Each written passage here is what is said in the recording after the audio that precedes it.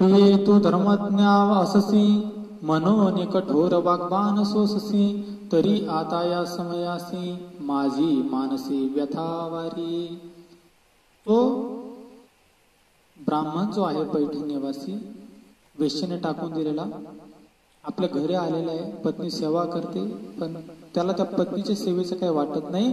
आणि एके दिवशी दारातून जाणारी ती वेश्या पाहिल्याच्या नंतर त्या वेश्येकडे तो आकर्षिला जातो पुन्हा एकदा. आणि कुष्ठरोगी असणारा हा ब्राह्मण, मारायला टेकलेला हा ब्राह्मण, परंतु काम किती वाईट असतो, तर तो त्याच्या पत्नीला म्हणतो, हे धर्मज्ञ असणारी ही माझी प्रिय, ही माझी पत्नी, तू माझे कठोर अशा प्रकारचे शब्द तू आजपर्यंत सोसलेले आहेस, मी तुला फार असं बोललेलो आहे, अनेक तुला शिव्या दिलेल्या आहेत, परंतु माझ्या मनामध्ये एक व्यथा आहे, तर ती व्यथा तू पूर्ण करावीस, ते दुःख दूर करावंस.